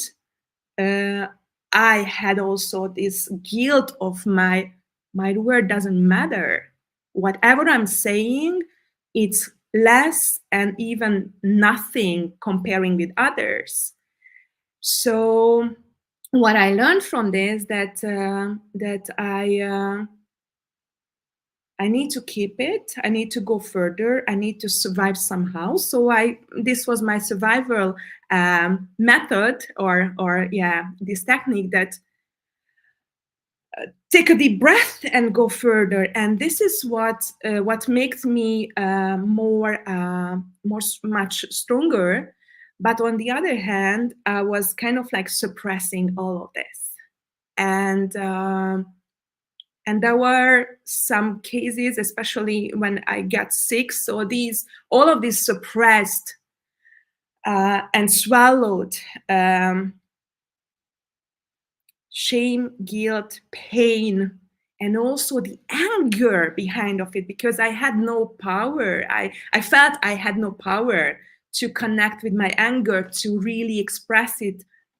So what I have done, that I created so many sicknesses. So in my childhood, I was always sick. And then after that, and also I was fully alone, because I disappointed with my so-called friends. And I was also scared, like girls, and I was also scared from guys, because my other pattern was my father, who was very abusive, who was very aggressive, who always created something, tension. And so I felt several times that there is no way out. So this is the way I need to live. So what I did, I made a shield. I brought a kind of like I built a big wall, but it led me to fully disconnect it from myself and started to become a person in my 20s in a high position of a company where I was using that kind of like male-ish tools to become someone who is a kind of like with a power. So I started to misuse this power from the other side, what I learned from my father. So kind of like making very strong. And then after that, I realized that it's not working at all. And then I started my own journey, inner journey, because it was just a surface. I lived on the surface. I lived fully not my life. And 20 years ago, when I was 30, I realized that this is really the life. This is so-called life. This is how I want to continue the rest of my life. And I started to peel these shields and also kind of like break these walls. And what I learned on my journey that all these suppressed negative emotions, what I don't want to connect anymore, I don't want to experience again the shame, this pain. And also I realized that connecting with anger is like a volcano. And projecting others is not how I want to work in my life. And so how it's connected with pleasure and orgasm, that I don't want. There is a shield. There is a wall. And so I don't have connection with my body, with my fully self. And then you were talking about alignment. So it's absolutely not aligned with myself. So therefore, I started to peel all of this and break the walls. And what I found, it's like freedom. And then also that kind of peace and beauty and joy. This is what I felt that I don't deserve, because I was bad, because I was ashamed, I had no power. So what I learned that I don't want to connect with all of these negative emotions, but if I'm not letting go, I'm not opening all of this, then I don't have access to this. I usually like the lotus, that this beautiful lotus, what is inside of me, what could absolutely open up. And then it's also scary. So connecting with pleasure and orgasm is very scary, because it's like, it's an unknown. So what I knew that the shame and guilt, the pain, and I felt that I don't deserve all of this beauty, what is in the word. And so this led me to help other women and show around the world that we don't need to carry all of this. We don't need to live from our head, saying that I'm happy, but only on the surface. And that's why I'm so happy and honored to connect with this beautiful community, because from the first moment, I felt a deep connection is appreciated, and I can show who I am. And I think that these stories, what we already heard today, and I already learned from other beautiful women, that we need to be heard, and we need to open up, to connect with our body, to feel safe in our body, to have the access of this beautiful unknown word, because pleasure was also connected with with a lot of that we don't deserve. This is also that we don't deserve because it's for men. So my mission is to help women to reconnect with their body on a deeper level and experience more pleasure and orgasm and create, because this is life force, creative energy, so create much more from this space. Thank you so much, 𝐷𝐸ZA. Talking about a subject that is so valuable to us as women, and I really loved you were sharing about the inner work that you needed to do for yourself first to be able to open yourself up, you know, like this beautiful lotus flower. Because when we orgasm, it's vulnerable, right? We're losing control. It's like I'm opening myself up to something that I don't have control of, and that can be very challenging, I know, for, you know, for many women. What is the transformation that you see in, you know, a person's life when you help them to be able to, you know, achieve this and to be able to let go and surrender and be vulnerable in that way? I thank you for this question. That it's like, as it closed us, then the opening up is affecting on all and have the impact on all area of our life. Because most of the time we feel that we are not capable to do the things because we have extra effort to do. And then you were also talking about doing. And then, and we are hearing so many times that be here and now. But just talking about, and also that be here and now, that we cannot do if we are not connecting with our body. Because it's coming from the head, and even the emotions, or kind of like I'm saying, the feelings are in the head and emotions from the body. And most of the time women, I say that I have these kind of emotions, but her body, or maybe this is a good example that, how did you feel? So I'm asking that, how did you feel? That I was angry. So, and then when I'm angry, I'm really angry for my body. So it's like, that's why we suppress so much. There is a wall, we cannot connect with our body. And when we start to connect, yeah, it's really vulnerable because we disappointed, we hurt so much because we started to open up. And then we need a big courage to really go deeper. And the surface connection is not working because it's kind of like we cut and stay in the head.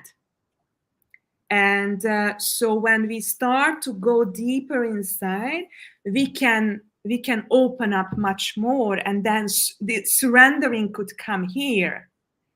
But we can do only when we started to feel safe in our body. And then with my clients, I had no client who experienced that kind of safety, what could be reached when we really connect with our body. Yeah. It's so powerful, isn't it? It's such a powerful tool that we have within our body. To, you know, we're the creators, we create, we grow babies. We have this incredible thing that we can tap into where, you know, we can orgasm and have pleasure. And for me, I always associate that with manifestation. You know, that's how we manifest. And it's so powerful. But this shame, and we're talking about shame a lot, aren't we, today? There's like this shame, this generational shame that we carry as women, that I believe, this is my point of view, I believe that it's totally related to the patriarchal, hierarchical systems that we've been in. You know, we've kind of like put the goddess to one side, and women have kind of been brought up with this trauma and this shame that we can't have this pleasure, and it seems to affect women in a very different way to men. I just wanted to know what your interpretation of this is, the power that we can have with an orgasm in order to create and manifest things. Yes, I completely agree, your point of view. And then I could go back a little bit, that it's not just generational, it's historical. Yeah. Because women were so powerful. And I don't want to go this kind of like fight between men and women, but because, and that's what I realized in my during my own journey and working with other women, that if I'm fighting with men and I'm kind of like, I'm creating this fire, then I'm fighting inside, because I also have a feminine and a masculine side. Yeah. So until I'm just blaming the other, or I want to fight with the other gender, then I'm always inviting everyone to go inside and then see what kind of fight are you inside. And then we need to make peace. We need to make a kind of like finding the conclusion of that, okay, this happened in the past. What could I learn from this? And how can I not waste my time and energy for the fight, but create and manifest something really beautiful from that kind of wisdom I learned from the previous fight, from the previous experiencing that I was disempowered. I love it. And then the lotus could show her beautifully. Yeah. So eloquently put, and we're so happy that we'll continue this conversation, on our monthly events and on our podcast. Very excited to explore more on our podcast about this, and of course on our stage. And it's nice to have the opportunity, because not normally we would be, on an event like this, you'd speak for 5 minutes and then we'd need to move on to the next speaker. So actually to have this opportunity to be able to go a little bit deeper has been a pleasure. So thank you so much. Welcome to the community. Welcome on board. We're so happy to have you. And thank you so much for, your vulnerability and sharing your story. Thank you so much, Garisha. Thank you. Okay, well, we seem to have a great theme going on today. We had Pia that was started our first speaker, really talking about shame and about feeling those emotions. And then Danny, who was, speaking about overcoming adversity and putting a different spin on things and looking at life through a different lens, repositioning the way that we might potentially feel that, we're being victimized and that things are going wrong in our life, and really focusing on that energy of gratitude. And then Garisha there and speaking about, overcoming the trauma that, we might have in really opening ourselves up and trusting ourselves and manifesting that through physical orgasms, which is just fantastic. I love that we're speaking about this on our stage, and we really need to be talking about this, because these are all the tools for building a business, right? And creating success. So we continue with that theme, because we have the most amazing speakers that are going to be on our stage in March on our Women Thrive Summit, and who we're very grateful and feel very blessed to come on and speak on our stage today. And that leads me very beautifully to our next speaker, who is Helene Sue. So continuing on the theme of somatic and just lushness and really, tapping into our wild feminine energy. So Helene is a transformational somatic dance and well-being coach, and specializes in guiding heart-centered coaches and conscious thought leaders on a journey to discover their authentic voice, passion, power, and purpose, so that they can live with more joy, freedom, and flow. Hi, Helene. Welcome to the stage. Hi, Abigail. Hi, everyone. Well, after Girish's talk just now, I'm like, actually, I need to kind of sort of dovetail into that and continue the theme somewhat, because our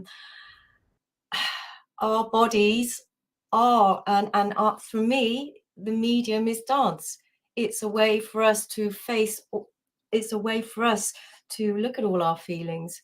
It's a way for us to connect back into, as one lady said after a workshop one time, she said, oh my God, I need to do more of that. She said, I just got in touch with my feminine essence in a way that I've never felt I had before. I've been on the dance floor and friends have laughed at me saying I look like I was having orgasms on the dance floor. It was my, you know, when I'm dancing and just, you know, feeling so alive. When you're really moving and really dropping into your body, which is what I do, I guide people to drop back into their body so they're out of here. Every cell becomes alive. Every cell gets flushed through. We have like 7 different fluid systems that flow through our body, cleansing, detoxifying. And so all the stuff, all the traumas that we've just been looking at, all the fears, all the shame, all of the stuff that it's been discussed about this morning, is there impacted in our cells. So when we move, and movement is the first, you know, once we're born, we start to walk. After we walk, we might run. After that, what's next? It's to move and maybe to dance, right? So to be able to be free with it. And so the way I offer it is by us really tapping into who we are within. It's not about following footsteps. It's not about having to look the part and, you know, be competitive like Strictly Come Dancing, or remember the steps in tango, or look like John Travolta and Olivia Newton-John. It's about coming home to yourself, connecting into what's really there inside you. And I will have a different language to Girish, in that actually we do completely feel in our bodies. The emotions on a scientific level they're manifesting in our cells as well. Our cells we are complete multi-layered vibrational beings. So that's why as well orgasm is so incredible, because it, you know, it ripples through our whole body, or the endorphins, you know, we feel so truly alive, and we can access that through dance as well. And when we really drop in and go into our flow with it, we just connect to this real deep inner power.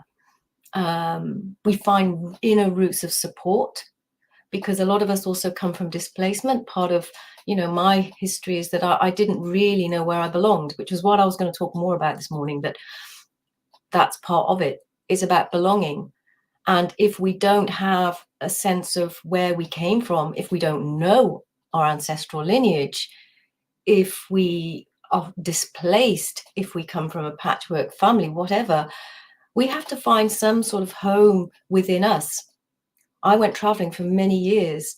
I kind of got lost on the way. A lot of travelers do. Actually, the ones who travel for a long time, you do see this sort of look of being lost in their eyes. There's this kind of, you can see it in their eyes, because the eyes are the windows of our soul. And so finding a home in the solidity of your body and moving and really grounding yourself to really wake up and feel alive is the best gift that you can give yourself. Okay, so many of us deny even that enjoyment and that pleasure, as we've been talking about. We feel ashamed, we feel we don't deserve it, we feel we can't let go, we feel too vulnerable. And so dance, and even for a lot of people, dance feels very vulnerable. You know, people will laugh about it. People make jokes about, oh, you don't have to dance on TikTok to be successful on social media, right?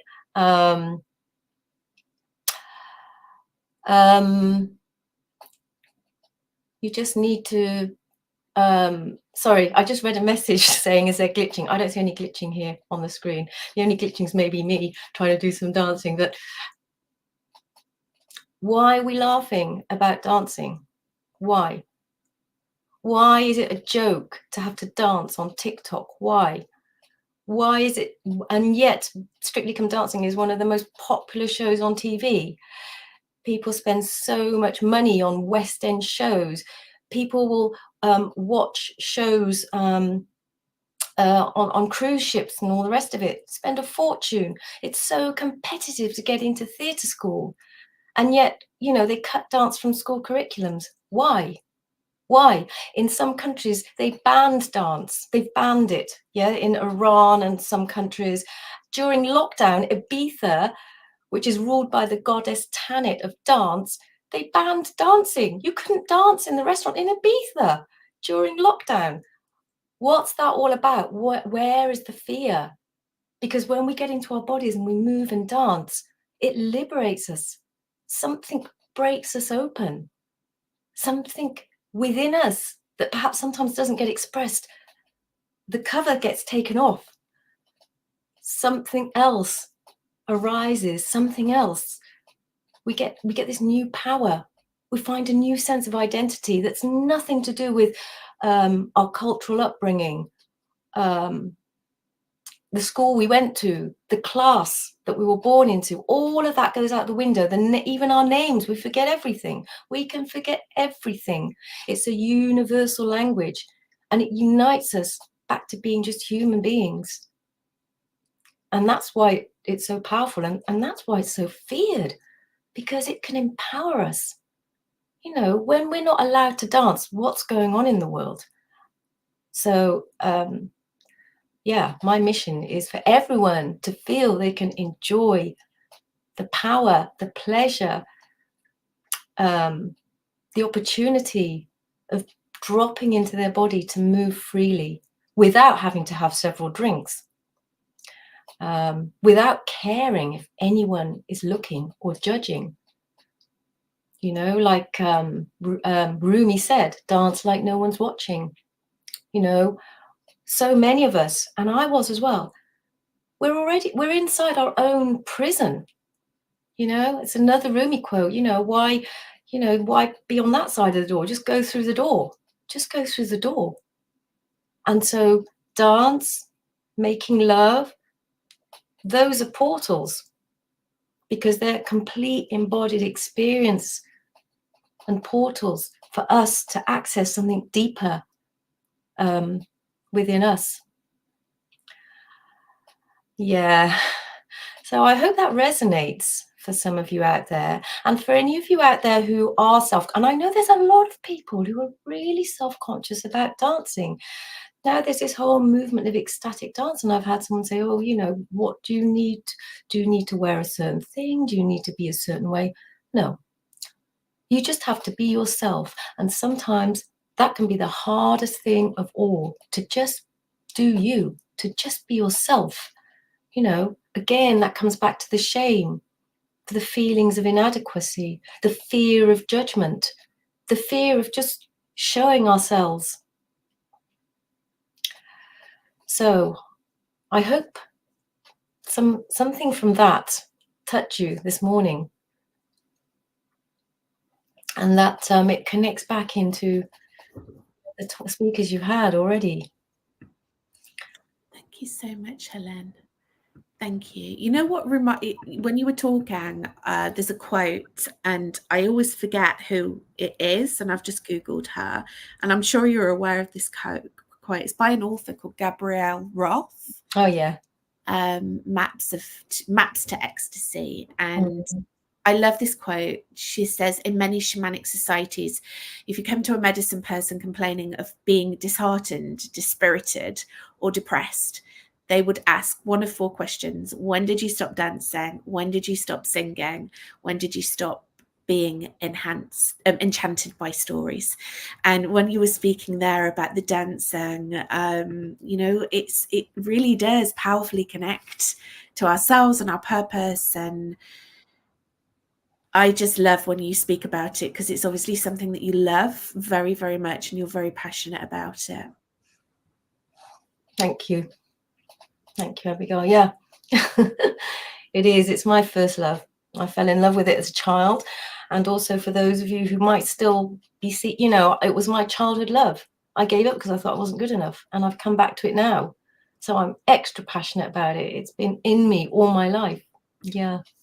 I'm so glad. I'm so glad that you've come back to it and that you're going to be sharing that passion on our stage. Helen, where can people connect with you if they want to find out more about your work and come and do some work with you? Yeah, so right now the best place to find me is either YouTube or LinkedIn. Meta has I'm ready to throw the towel in at Meta. I'm not, my Facebook is down. So YouTube, it's at neodance.HelenSue, and I'm Helen Sue on LinkedIn. So you can find me there, and I'd love to connect. Wonderful. Thank you so much, Helen. Thank you for coming on today and sharing your beautiful craft and your story. Thank you. Thank you, Abigail. Thanks. Okay, so we are moving on to our last speaker of today.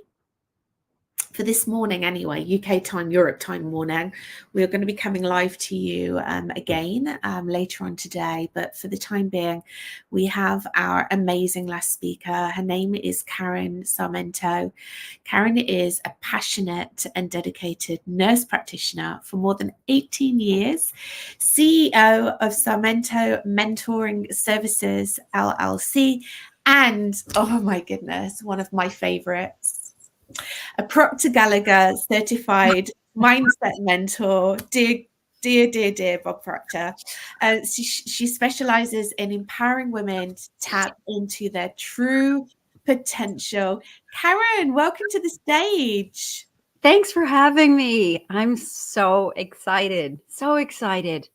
Well, please take it away. The stage is yours. Oh gosh, all these conversations are so powerful and so under discussed.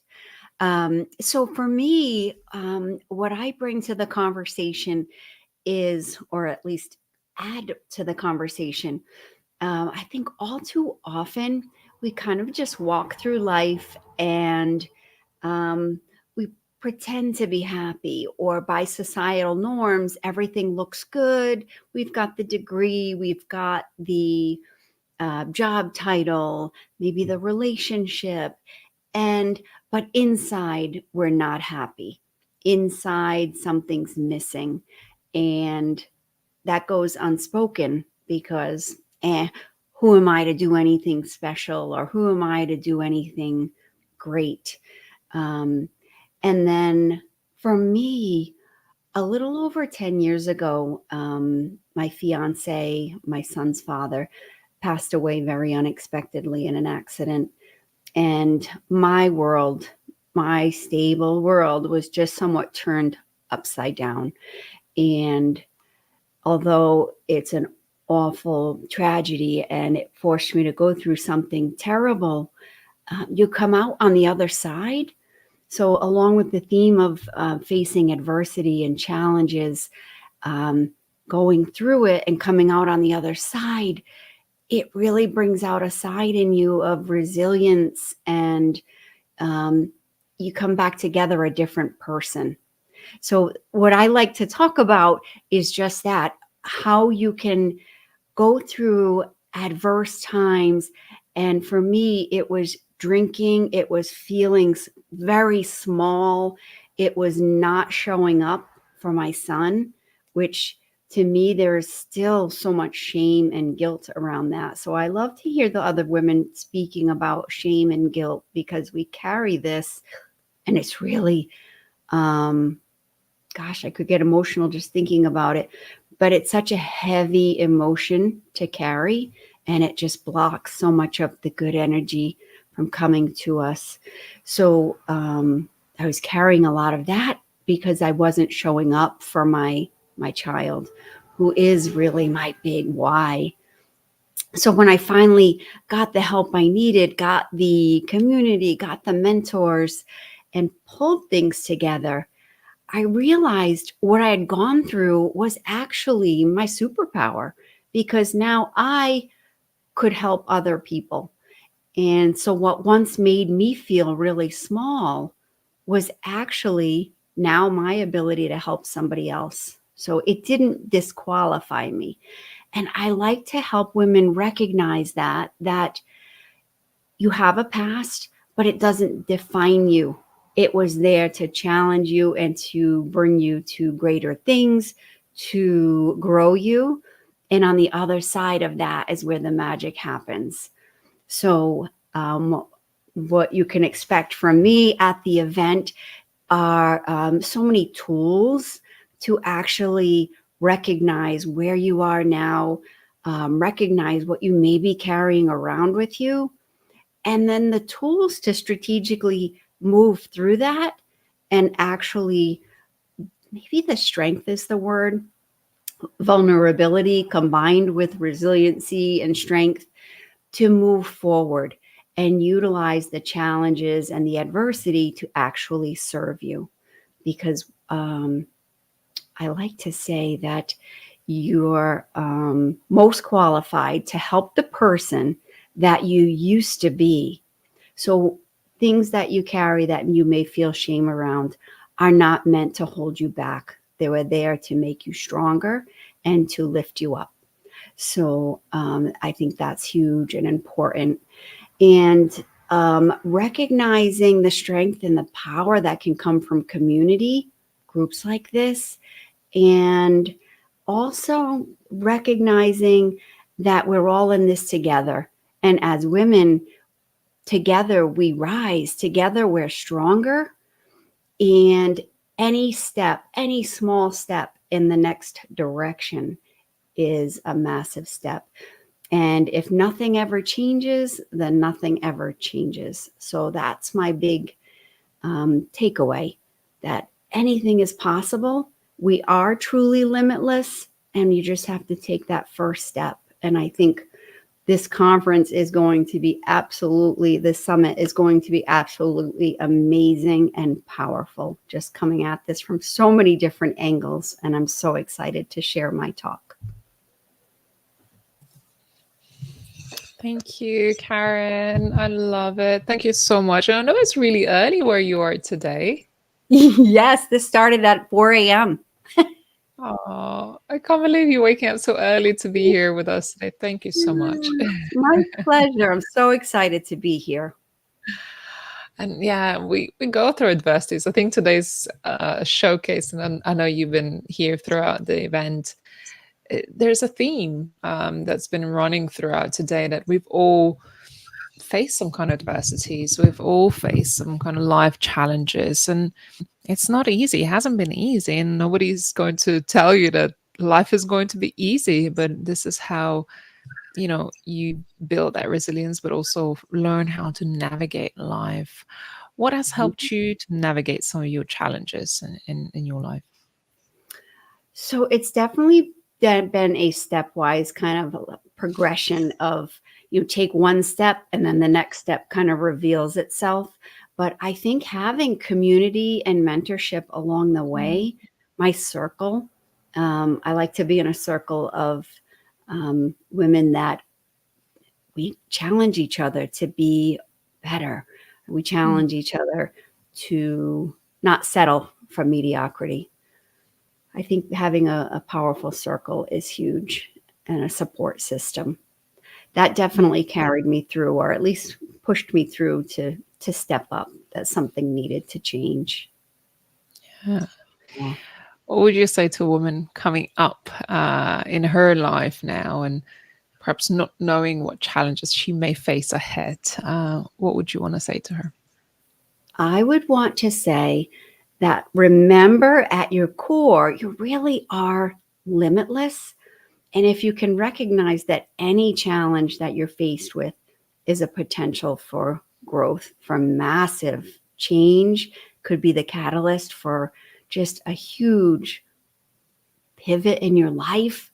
So to embrace challenges and embrace things that are scary, because that's where the magic happens when you come out on the other side. Yeah, I love that. Thanks so much, Karen. Very excited to have you on the summit in March. And of course, we're going to see more of you in the coming months with our community. How can people connect with you? So my website, KarenSarmento.com, is a great spot, but either that or just on Facebook. I have my personal page, but my Facebook group, which is listed under Sarmento Mentoring Services, And that's a great little community for women, constantly providing different concepts and little challenges in there. So that's a great place to join. Thanks, Karen. Lovely to have you. Love your energy and having you in the space. Thanks for having me. Can't wait for the event. Thank you. This was Karen Sarmento, and this wraps up the Women Thrive showcase for today. I want to say thank you to all of you. I'll bring back Abigail as well alongside me. I love doing a tag team with you, Abby. Yeah, we've had so much fun today, and it's nice that we've had that opportunity as well to, almost do like a bit of a podcast in the middle of all of our wonderful speakers, and just so inspirational. Thank you, everyone that's spoken today. Yeah, you get the best of all the worlds of having our amazing speakers and having a bit of Q&A. We had a lot of fun. Thank you for asking questions and being interactive. And as we started today's showcase, I did say, be intentional about the way you show up. Be intentional the way you support others. Be aligned in your values. And we've had so many amazing conversations today. And can I just say, you really showed up for us today. You really showed up in sticking with our event and also engaging in conversations, asking questions. So I want to say thank you. This is definitely not something I take for granted, because this is your time. And I think time is the most precious commodity you can have. But I hope that today you're walking away with new inspiration, hopefully with new connections as well, and realizing that challenges is just stepping stones to greatness. There's so much more in life than perhaps where you may be here right now. Abigail, what are you walking away from today's event? Just how amazing we are when we come and share. And, we've been speaking about shame a lot. First introduced by Pia on her talk. And when we can release that shame and name our emotions, and then, work through it, process it, be grateful for it, it just becomes an incredible experience. So I'm very inspired by our speakers. I always am. And I can't think of a better way to spend the morning, really. So thank you for inviting me on to co-host with you. Thank you. Abigail sent me a message a few days ago. She's like, do you need my help co-hosting? I was like, no pressure. I mean, if you want, come on over. I always love having you on. But I said, if you have other things, it's fine. She's like, no, I'll be here. I love these showcases. And I couldn't have done it without you today, Abigail. So thank you for making the time to be here with us. Thank you, Ray. Appreciate it. Once again, to all of our attendees, thank you for sticking with us and also supporting our speakers. To all of our amazing speakers, thank you so much for contributing to our platform, your voice, your commitment, just being here to serve and support our audience. I'm super grateful for you. To all of our team who make this happen, and you may not see them at the forefront, but there is an amazing team of support behind the scenes who help make these events happen. We are looking forward to seeing you in March at the Women Thrive Summit, and of course you will receive an email with that if you're on our mailing list. If you're not, make sure you subscribe to updates. You can head over to womenthrivesummit.com and be in the loop of what's going on. We have our magazine that comes out every month, available digitally and also in print, and of course we've got Women Thrive books that are available. So if you feel a little bit inspired and you're wanting to make more connections with our community and read more amazing women stories, do be on a lookout for all of these amazing publications. Our podcast is launching next week, Tuesday. So just a reminder to catch that as it's starting to release. We are going to be interviewing some of our speakers as well. And as I said, bringing a little bit more spicier conversations that I think we all want to talk about or want to hear about, but no one is speaking about various subjects that I think are so relevant for us as women. So I hope today was a little taste of what yet to come for the rest of the year.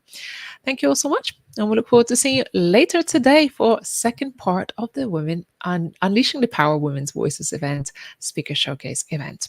We'll see you then. Thanks, everyone.